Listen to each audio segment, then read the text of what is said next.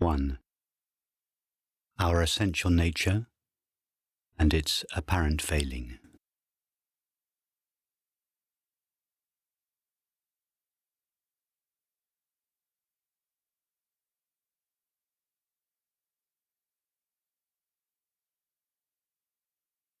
What else can we know for certain about ourself?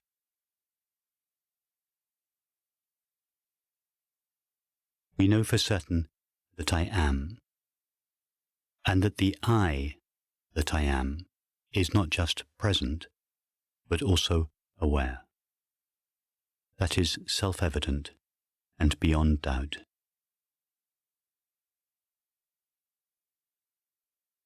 Now, see if you can find a limit to the one that is aware of your experience.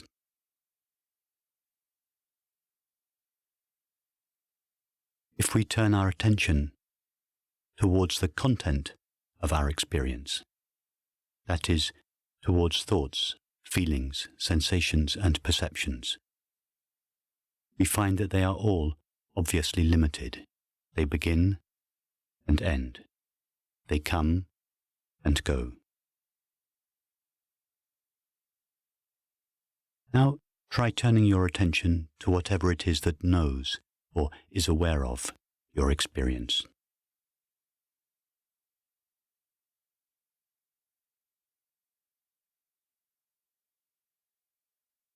Don't think about this. Really try to do it. Turn your attention towards whatever it is that is aware of your current thought, feeling, sensation, or perception.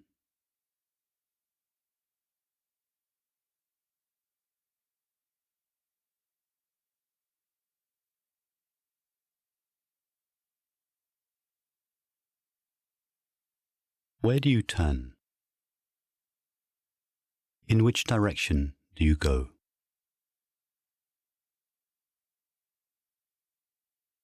Each direction seems to be the wrong direction.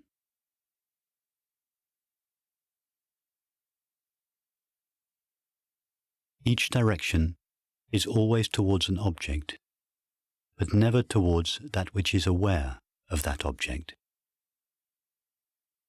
It's like standing up and trying to take a step towards ourself. We just can't do it.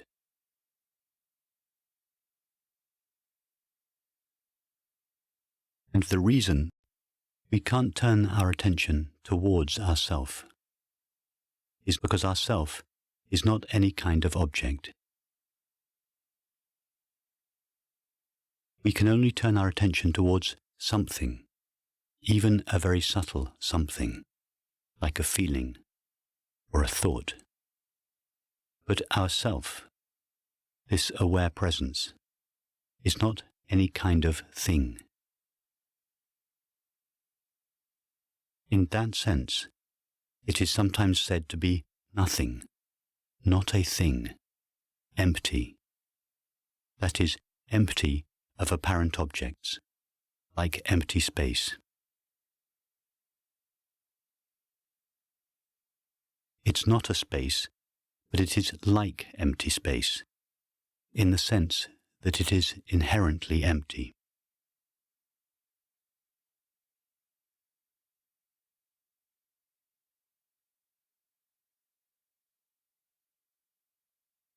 Now, can you find an edge to this aware space? Don't think about this. This is not philosophy. Go there in your experience. Can you find a limit, a border, or an edge to whatever it is that knows or is aware of your experience? A place where it starts or stops?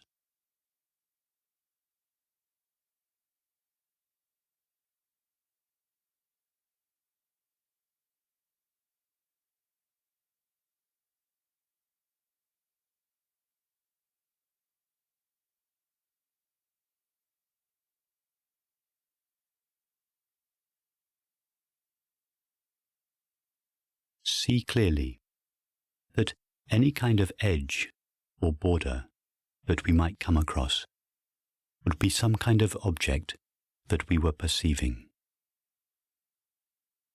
We are the one that knows or is aware of that perceived object, but cannot ourself be known or perceived. In other words, what we perceive or know is not what we are, it is what we are aware of.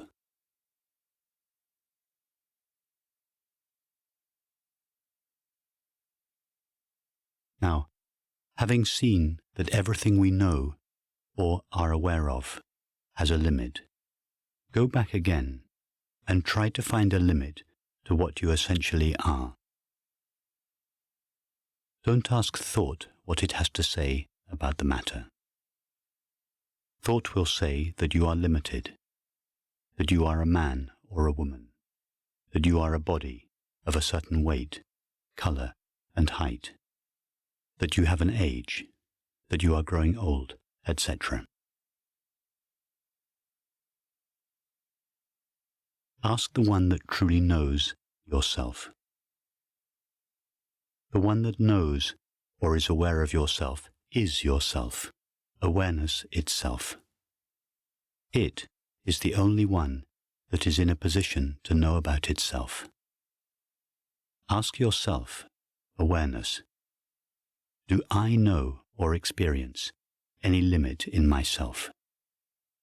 Do I find a limit, a border, or an edge to myself?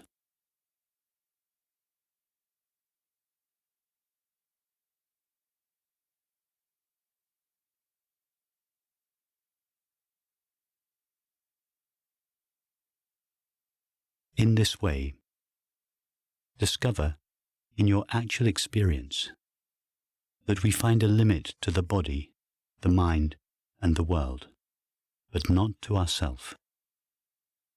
This is the first great discovery to be made about ourself. What I essentially am has no limits. Awareness has no knowledge of any limit within itself.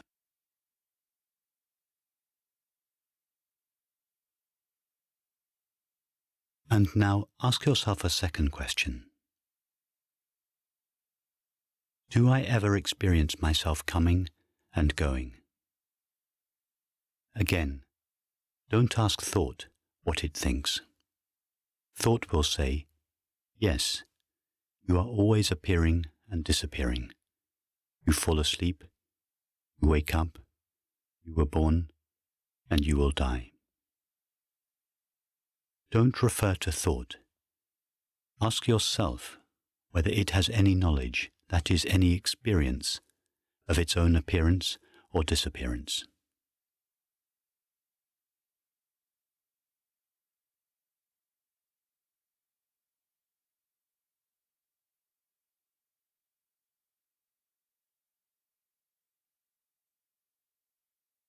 If we really ask this question, simply and honestly of ourself, we come to a startling but simple conclusion. No, I, awareness, have never experienced myself appearing or disappearing. I have no knowledge or experience of myself falling asleep or waking up, being born or dying. Thoughts, feelings, sensations and perceptions appear and disappear in me, but I don't appear and disappear with them.